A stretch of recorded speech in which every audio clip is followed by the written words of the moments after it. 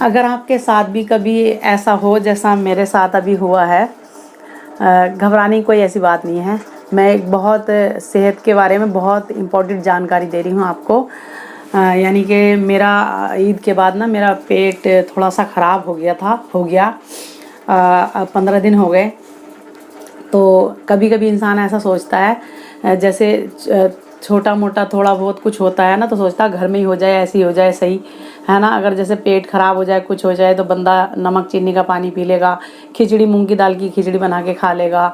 तो मैं ये बताना चाह रही हूँ जो जो मैंने करा है, जो मेरा एक्सपीरियंस है, मैं आपके साथ शेयर कर रही हूँ। कभी ऐसी प्रॉब्लम अगर आपको किसी को कभी होती रहती हैं, ये तो छोटी मोटी या बड़ी बड़ी भी होती रहती हैं, मैं तो दुआ करती हूँ किसी को ना हो कुछ भी, है ना। यानी कि रमज़ान के ईद के बाद, और इसमें बहुत एक वेरी इम्पोर्टेंट मैं एक वो बता दूं, करिश्मा या कुछ भी आप समझ लो। कहते हैं कि ना कितनी कितनी पावर होती है एक किसी भी एक बिलीव में, किसी भी एक यकीन पे। अगर आप किसी पे तो छोड़ो, दुनिया पे तो नहीं, यानी कि अल्लाह पे, अगर भगवान पे आप पे बहुत ज़बरदस्त यकीन और भरोसा है और आप करते हो कुछ। यानी कि मैं ये बताना चाह रही हूँ कि रमज़ान में मैंने पूरे रमज़ान, मुझे सच में कह रही हूँ, माशाल्लाह माशाल्लाह माशाल्लाह इसलिए कहते हैं कि नज़र ना लगे। यानी कि माशाल्लाह रमज़ान में कभी भी मतलब मुझे रमज़ान से पहले या रमज़ान के बाद बीमार हो जाती हूँ, पर रमज़ान में माशाल्लाह ऊपर वाले का लाख लाख शुक्र एहसान होता है कि कुछ भी नहीं होता। पता नहीं क्यों, क्या है ये मेरी समझ में आज तक नहीं आया। यानी कि पूरी इबादत, पूरे रोज़े, पूरा सब कुछ एकदम से टाइम, सब कुछ हर चीज़ की टाइमिंग और बहुत ही अच्छा पॉजिटिविटी रहती है। ये तो रही उसकी बात, ठीक है।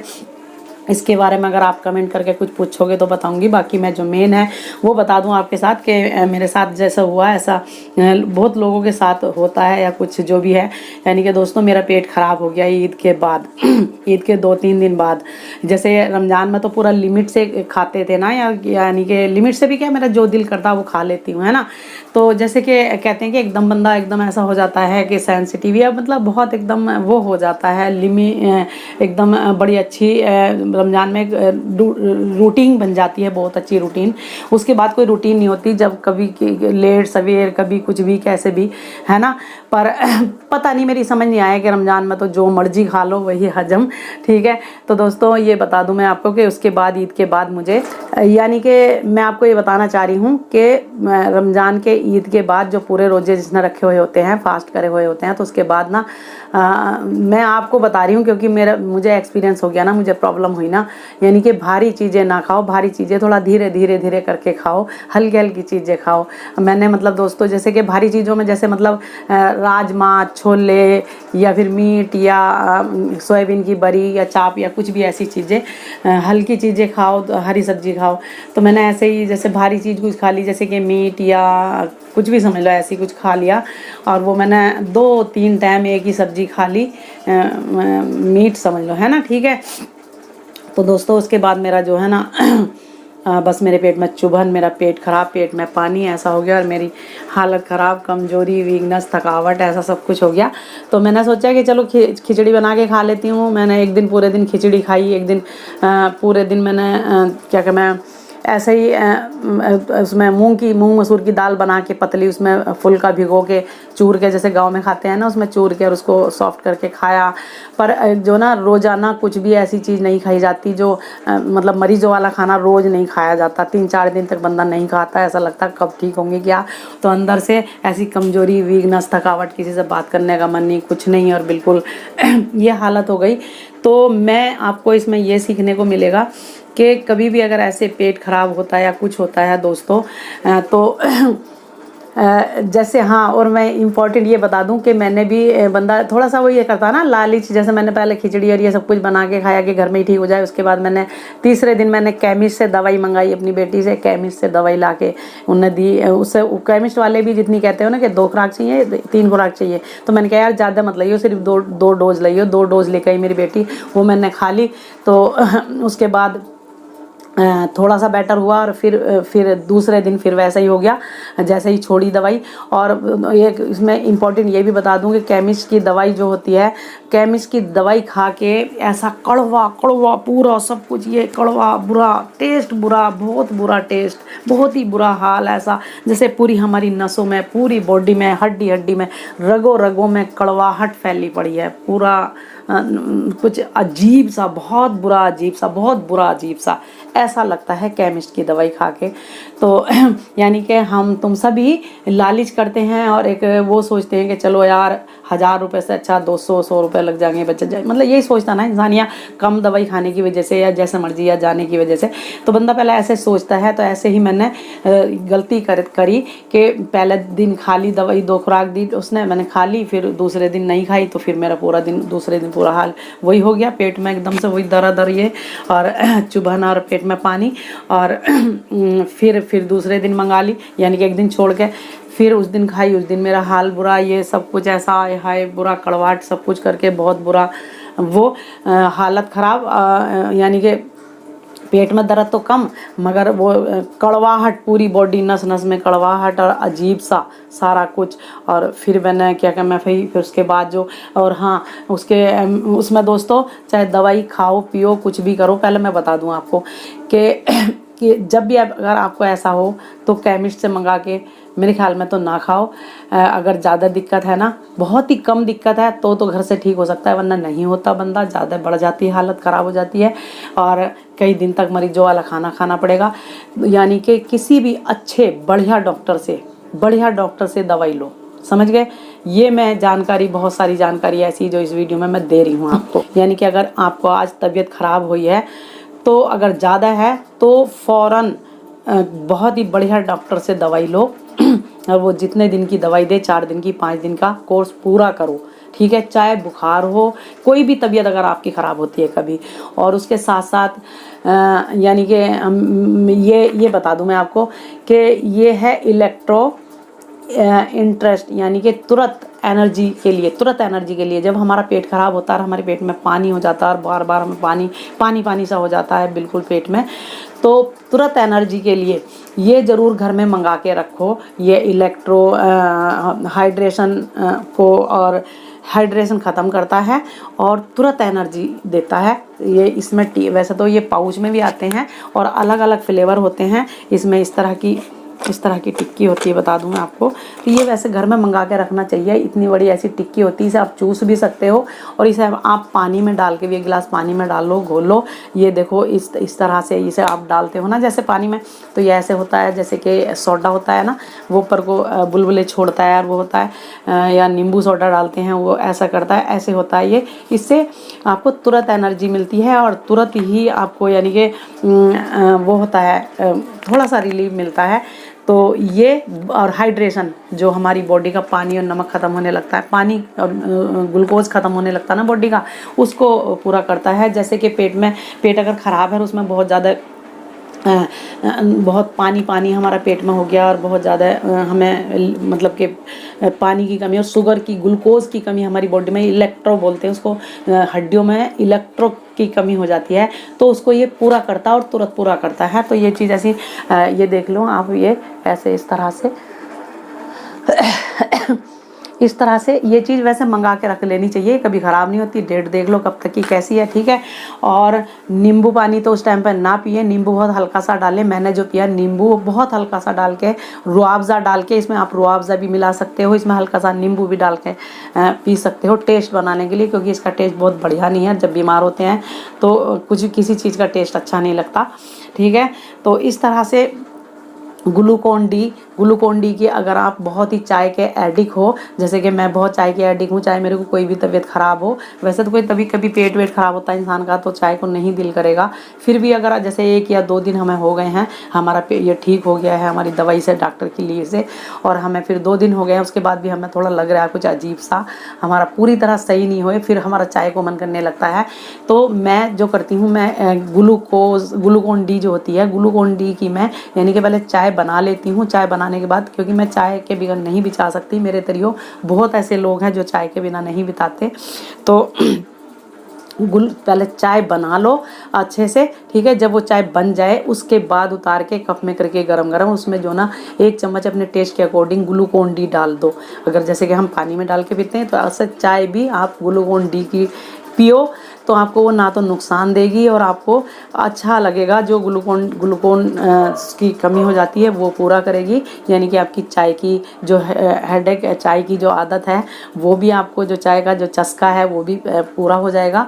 आपको बुरा नहीं लगेगा, चाय भी पी सकते हो इस हिसाब से आप, और आपको ग्लूकोन डी भी मिल जाएगी। तो इस तरह से ऐसे ऐसे करके मैंने इलाज अपना कर लेती हूँ, करा। और ये मैं आपको सभी को बता रही हूँ बहुत इम्पॉर्टेंट, कि जैसे ही शुरू हो तबीयत कुछ भी ख़राब होना या कुछ है हुआ है तो घर के इलाजों से ज़्यादातर ठीक नहीं होता। 25% आप बैलेंस कर सकते हो, 100% नहीं। बहुत ही अच्छे डॉक्टर से पहले दवाई लो। मैंने जो मिस्टेक करी है अभी, लालच के चक्कर में हर इंसान कर लेता है, लालच करते हैं ना, तो लालच मेरे ख्याल में बहुत ज़्यादा और ज़्यादा वो हो जाता है, बल्कि उससे ज़्यादा पैसे लग जाते हैं। केमिस्ट से जो 2 दिन तक दवाई लाई वो पैसे गए बेकार, और प्रॉब्लम भरी अलग, परेशान हुई अलग, मुंह कड़वा, ये सारी नसें कड़वा, पूरा दिमाग कड़वा, आके सब कुछ कड़वा कड़वा, हर चीज़ कड़वी कड़वी, टेस्ट कड़वा, बुरा, सब कुछ बुरा, अजीब अजीब सा, वो सो अलग हुआ, ठीक है। उसके बाद हार के झक मार के दवाई लेनी पड़ी और फिर 5 दिन तक दवाई खानी पड़ी, समझ गए। और ये चीज़ें ऐसी पीती रही, ग्लूकोन डी का भी और ये भी पिया। इसमें मैंने टेस्ट इसका अच्छा नहीं होता बता दिया कि इसमें तुम आप कुछ भी डाल के, पुदीना, हरे की बूंद या नींबू हल्का सा डाल के और रूह अफ़ज़ा डाल के इसमें पियो और ग्लूकोन डी की चाय बना के पी सकते हो। तो दोस्तों ऐसे मैंने करा और मैंने बता दिया कि जब हम फास्ट रखते हैं तो हमारी बॉडी थोड़ा वो हो जाती है। एक महीने के रोजे पूरा दिन कुछ नहीं खाना होता है। उस टाइम पे तो पूरा, सच में कह रही हूँ, ये आप करिश्मा या कुछ भी ऊपर वाले का एक वो समझ लो कि इतनी एनर्जी पूरे दिन। लोग कहते हैं, मेरी फ्रेंड, मेरे जो योगा की हैं बहुत सारी औरतें और बहुत मेरे ऐसे नॉन मुस्लिम बहन भाई हैं जो मुझसे पूछते हैं और हैरान होते हैं और सोचते हैं कि यार तुम कैसे रख लेते हो 1 महीने के फास्ट कैसे रख लेते हो तुम। मेरी समझ में, हम तो कह रहे यार हमें 1 दिन का करवा चौथ का रखना पड़ जाता, हमारे उल्टी, सिर में दर्द, ये वो सब कुछ हो जाता है। तुम लोग 1 महीने के कैसे रख लेते हो। और कुछ लोग दोस्तों मजाक भी बनाते हैं कि वो कहते हैं सुबह भी खा लेते हो, शाम को भी खा लेते हो, है ना। यार एक बात बताओ, तुम सुबह 4 बजे से पहले 3:30 बजे उठ के तुम खा के देख लेना ना, कुछ खाया जाएगा तुमसे, कुछ ज़्यादा अच्छा लगेगा कुछ उस टाइम पे। नींद पूरी या नींद का वो है ना, वो तो 15 दिन के बाद आदत पड़ती है। रात को सुबह को सहरी में भूख लगती है, उठ के हमें आदत पड़ जाती है 8-10 दिन के बाद, है ना। तो और शाम को जैसे कहते हो कि पूरा दिन आप सोच लो ना कि हमने मतलब कि एक बूंद पानी भी अंदर नहीं जाता, है ना। तो 14 घंटे का तो हो गया ना, 14 घंटे तो कुछ नहीं खाना ना। और ऐसा और ये दोस्तों के जैसे कि भाई नॉन मुस्लिम है तो यह है कि फास्ट रख लिया और अपना आराम से लेटे पड़े हैं कुछ है ना, या फिर काम कर रहे हैं। हमारे में तो ये भी है ना कि हमने खाना भी बनाना, काम भी करना, और ऊपर से हमने 5-6 टाइम की नमाज़ पढ़नी है, 6 टाइम की नमाज़ पढ़नी है। यानी कि रात को नींद भी पूरी नहीं होती, पूरी रात हम 2 घंटे या 3 घंटे को सोने के बाद उठ जाते हैं, फिर हम तहज्जुद की नमाज़ पढ़ते हैं, फिर हम सहरी बनाते हैं, अगर बनी हुई होती है तो गर्म करते हैं, खाते हैं, फिर उसके बाद नमाज पढ़ते हैं, फिर कुरान शरीफ पढ़ते हैं। तो किस कदर का काम हो जाता है हमारे को, 3 गुना काम हो जाता है ना। और अच्छी चीज़ें बनानी भी और मार्केट से लानी भी, फ्रूट वैसे तो हम चलो बिता लेंगे, यह है जो भी कलका वलका ये खा लिया या कुछ भी कर लेंगे, मगर रमज़ान में तो सारा हमें रोज़ाना पूरा इंतज़ाम करना होता है। तो है ना, बहुत ज़्यादा काम, बहुत ज़्यादा हेडेक, मगर कुछ भी हेडेक नहीं लगती, हमें आदत पड़ जाती है 2-4 दिन में ही सारी चीज़ों की। और इतना अच्छा लगता है, इतनी पॉजिटिविटी रहती है, इतनी सच में करी, इतनी एनर्जी रहती है ना, कोई आलस, सुस्ती, थकावट, कमजोरी। और ये सच में ये बात सच में 101% सही है कि रमज़ान के महीने में शैतान को कैद कर लिया जाता है। रमज़ान के महीने में शैतान कैद कर लिया जाता है, खुला नहीं रहता। इसीलिए इंसान को ना आलस आता, ना सुस्ती आती, ना थकावट होती, ना कमजोरी होती। उसका नमाज पढ़ने का भी मन करेगा, दुआ मांगने का भी मन करेगा, उसका कुछ भी छोड़ने का दिल नहीं करेगा, रोज़ा वोजा और सब गुनाहों से भी बचेगा, झूठ बोलने से भी बचेगा, और हर बात से उसको डर लगेगा, हर बुरी बातों से, दूसरे का फ़ायदा सोचेगा, दूसरे के लिए भी दुआ करेगा। जब उसे पता है ना कि एक नेकी का 70 गुना सवाब, 1000 गुना सवाब मिलता है, तो वो इसलिए एक गुनाह का 1000 गुना अजाब मिलता है, तो वो इसलिए वो सोचता है कि यार वो कुछ भी गुनाह नहीं करेगा और सबके लिए अच्छा सोचेगा। और ज़कात, और कहते हैं कि अगर तुम एक दोगे तो एक के बदले ऊपर वाला तुमको 1000 देगा। इसलिए ज़कात, सदका सारा कुछ हम निकालते करते हैं। तो वो महीना एक इतना इम्पोर्टेंट है, एक वो बना के ऊपर वाले ने भेजा और दिया है, यानी कि बहुत ज़्यादा एक गिफ्ट या एक बहुत ज़्यादा इंसानों के लिए बना के भेजा है, करा है।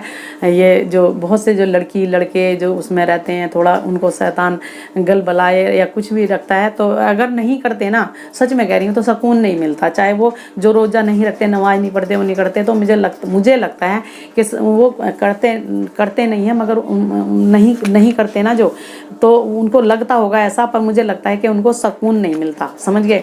अगर हम करते हैं तो हमें सुकून मिलता है, सुकून रहता है। और हर इंसान के लिए दोस्तों, ये हर मज़हब के लिए है। हर मज़हब में ही एक ही रब है, एक ही सब कुछ है, उसी को हर किसी अलग अलग नाम से पुकारते हैं लोग, है ना। अलग अलग नाम दिए हुए हैं सब ने, तो एक ही चीज़ है। तो ये कह रही हूँ कि अगर मेरी वीडियो में दोस्तों, एक तो मैं सेहत के और ब्यूटी के बारे में हर चीज़ आपके साथ शेयर करती हूँ, बताती हूँ, और ऊपर से मैं मोटिवेट भी करती हूँ।